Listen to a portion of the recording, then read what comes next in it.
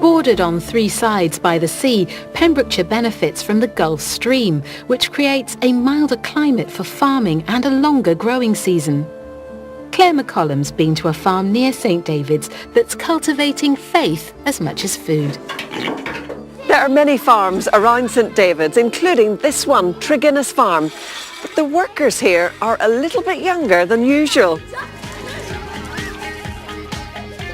It's a residential centre run by Farms for City Children. School children from across the UK visit, and those staying this week are from London.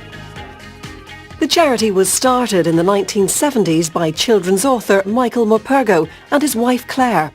They were primary school teachers at the time and discovered a real sense of need for children to connect with the countryside and find out where their food really came from. And they were desperate to see those children come out of the city and experience all the countryside had to offer. So in the 7 days that they're here, they are immersed in all the muck and the magic of farming life.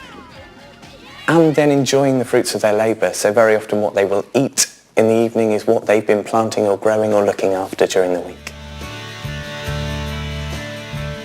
One day of the children's stay on the farm is taken up by a special pilgrimage to St David's Cathedral.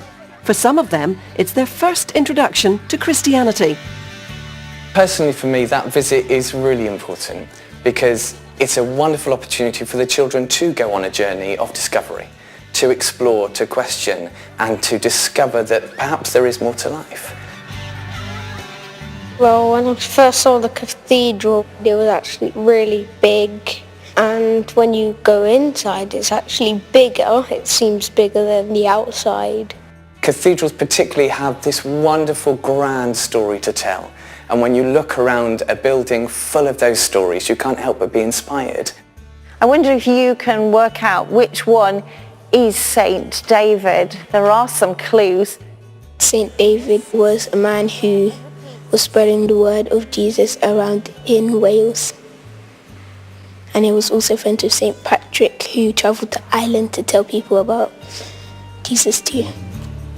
So this is where the priests tell the story and say the words of Jesus. So I wonder if one of you might dress up as the priest. For some children, that moment, that experience, or those collection of experiences over the 7 days really has changed the course of their life for the better. We did the carol singing with the guys, and they did really good. I like when they sang it, the song. The little tiny child, bye bye lolly lolly.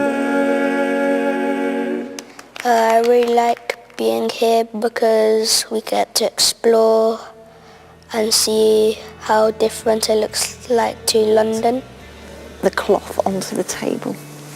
How valuable would you say this whole experience is for a child going forward in life?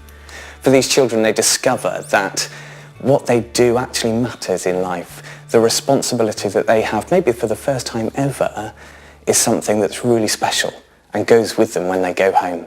That the decisions they make, the actions they take, really matter.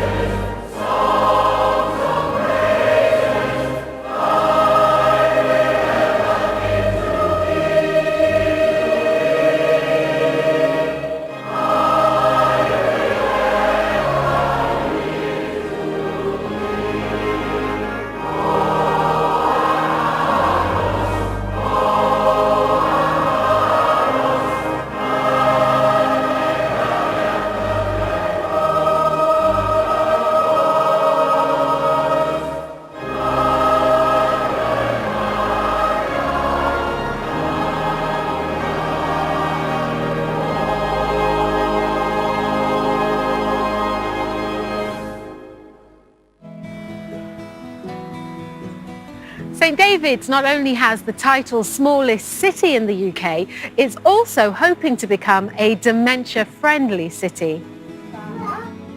Jill and Andrew Leese are two local residents working towards this goal and have very personal reasons for getting involved. 3 years ago, Andrew was a very healthy 57-year-old, playing cricket every weekend, working probably an 80-hour week, which was too much really, but coping with it and loving it. And then we started to notice that things were going wrong, things were going missing. You started to get dip in mood, didn't you, and things like that.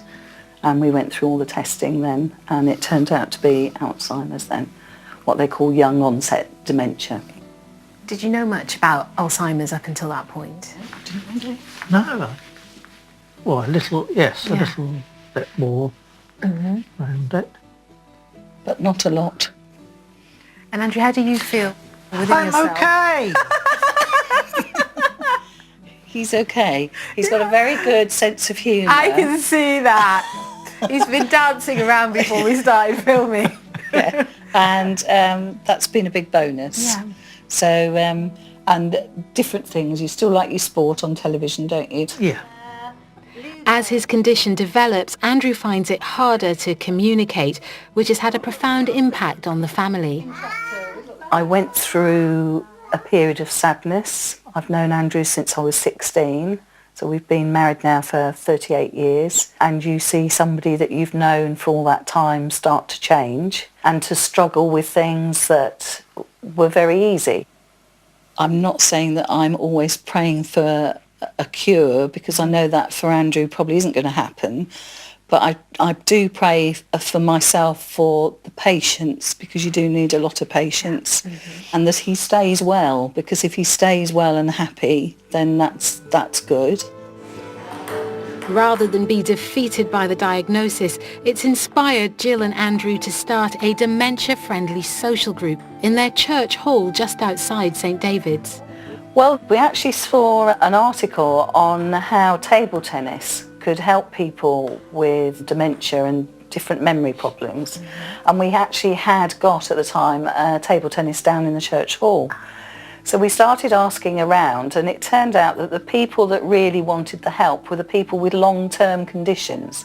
So perhaps couldn't go and do a whole hour's keep fit, but would be quite happy to come down and do perhaps 10 minutes of something, have a rest, then go and do something else. And I suppose we identified about 10 people. So we became a dementia-friendly group.